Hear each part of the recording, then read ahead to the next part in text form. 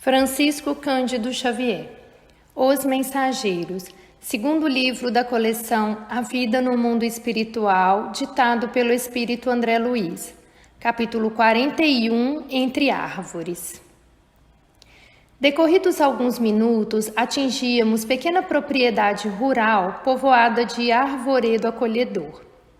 Laranjeiras em flor perdiam-se de vista. Bananeiras estendiam-se em leque, enquanto o goiabal, de longe, semelhava-se a manchas fortes de verdura. A relva macia convidava ao descanso, e o vento calmo passava de leve, sussurrando alguma coisa através da folhagem. Aniceto respirou a longos haustos e falou: os desencarnados, embora não se fatiguem como as criaturas terrestres, não prescindem da pausa de repouso. Em geral, nossas operações à noite são ativas e laboriosas. Apenas 1/3 dos companheiros espirituais em serviço da crosta conserva-se em atividade diurna. E notando-nos a curiosidade justa, sentenciou: aliás, isso é razoável. O dia terrestre pertence com mais propriedade ao serviço do espírito encarnado. O homem deve aprender a agir, testemunhando compreensão das leis divinas. Pelo menos durante certo número de horas, deve estar mais só com as experiências que lhe dizem respeito. Nosso instrutor amigo sorriu e observou: o dia e a noite constituem para o homem uma folha do livro da vida. A maior parte das vezes, a criatura escreve sozinha a página diária, com a tinta dos sentimentos que lhe são próprios, nas palavras, pensamentos, intenções e atos, e no verso, isto é, na reflexão noturna, ajudamo-la a retificar as lições e acertar as experiências quando o Senhor nos permite. Calando-se o nosso orientador, tivemos a atenção exclusivamente voltada para a beleza circundante. Aquele campo amigo e hospitaleiro caracterizava-se por ambiente muito diverso. Não mais as emanações pesadas da cidade grande, mas o vento leve, embalsamado de suavíssimos perfumes. Refletia eu na bondade do Senhor, que nos oferecia recursos novos, quando Aniceto voltou a dizer: a natureza nunca é a mesma em toda parte. Não há 2 porções de terra com climas absolutamente iguais. Cada colina, cada vale possui expressões climatéricas diferentes. É forçoso reconhecer, porém, que o campo, em qualquer condição no círculo dos encarnados, é o reservatório mais abundante e vigoroso de princípios vitais. Em geral, todos nós, os cooperadores espirituais, estimamos o ar da manhã, quando a atmosfera permanece igualmente em repouso, isenta dos glóbulos de poeira convertidos em microscópicos balões de bacilos e de outras expressões inferiores. Entretanto, os trabalhos de hoje não nos permitiram o descanso mais cedo. Apoiamo-nos no veludoso relvado e, percebendo-nos a sede de saber, Aniceto prosseguiu: assim me explico porque na floresta temos uma densidade forte pela pobreza das emanações, em vista da impermeabilidade ao vento. Aí o ar costuma converter-se em elemento asfixiante pelo excesso de emissões dos reinos inferiores da natureza. Na cidade, a atmosfera é compacta e o ar também sufoca pela densidade mental das mais baixas aglomerações humanas. No campo, desse modo, temos o centro ideal. Indicando o prazeroso, as frondes balouçantes, acentuou: reina aqui a paz relativa e equilibrada da natureza terrestre. Nem a selvageria da mata virgem, nem a sufocação dos fluidos humanos. O campo é nosso generoso caminho central, a harmonia possível, o repouso desejável. Embalados ao pio de algumas juritis solitárias, repousamos algumas horas magnificamente asilados no templo da natureza. Com as primeiras tonalidades do crepúsculo, Aniceto nos convidou a passeio rápido pelas imediações. Reconhecia que estávamos muito mais bem dispostos.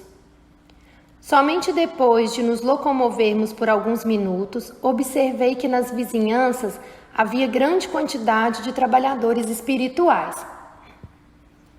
Em face das minhas interrogações, nosso mentor explicou bondosamente: o campo é também vasta oficina para os serviços de nossa colaboração ativa. E apontando os servidores que iam e vinham, considerou: o reino vegetal possui cooperadores numerosos. Vocês possivelmente ignoram que muitos irmãos se preparam para o mérito de nova encarnação no mundo, prestando serviço aos reinos inferiores. O trabalho com o Senhor é uma escola viva em toda parte. Nesse momento, nossa atenção foi atraída por significativo movimento na estrada próxima. Dirigimo-nos para lá, seguindo os passos de Aniceto, que parecia adivinhar o acontecimento. Observei então um quadro interessante.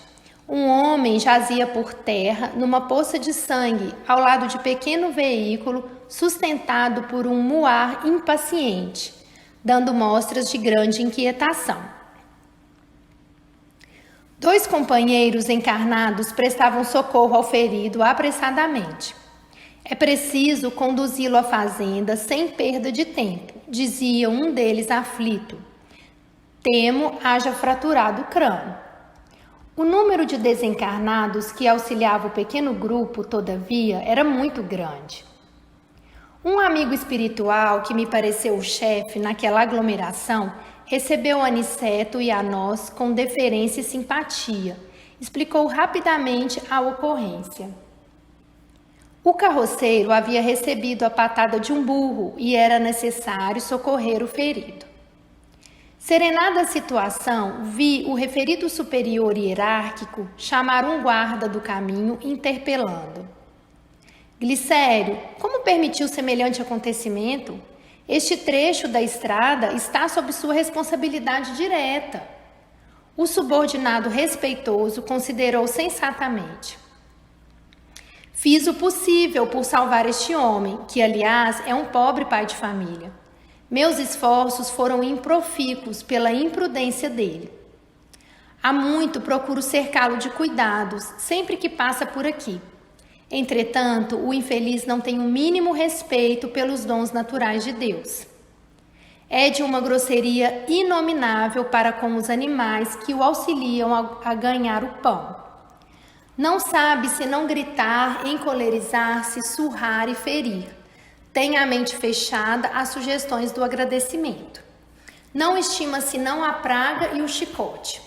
Hoje, tanto perturbou o pobre muar que o ajuda, tanto o castigou que pareceu mais animalizado. Quando se tornou quase irracional pelo excesso de fúria e ingratidão, meu auxílio espiritual se tornou ineficiente.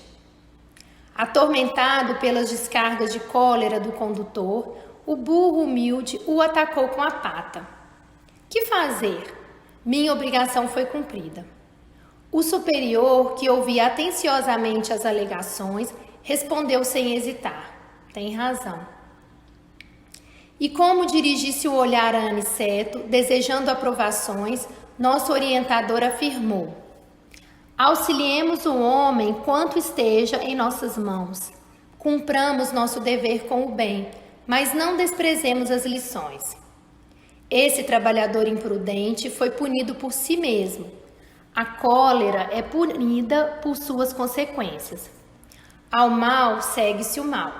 Se os seres inferiores, nossos irmãos no grande lar da vida, nos fornecem os valores do serviço, devemos dar-lhes, por nossa vez, os valores da educação. Ora, ninguém pode educar odiando, nem edificar algo de útil com a fúria e a brutalidade. E, indicando o grupo que conduzia o ferido a uma casa próxima, concluiu imperturbável: como homem comum, nosso pobre amigo sofrerá muitos dias chumbado ao leito. Entre as aflições dos familiares, demorar-se-á um tanto a restabelecer o equilíbrio orgânico, mas como espírito eterno, recebeu agora uma lição útil e necessária. Altamente surpreendido, reparei na grande serenidade do nosso orientador e comecei a compreender que ninguém desrespeita a natureza sem o doloroso choque de retorno a todo tempo.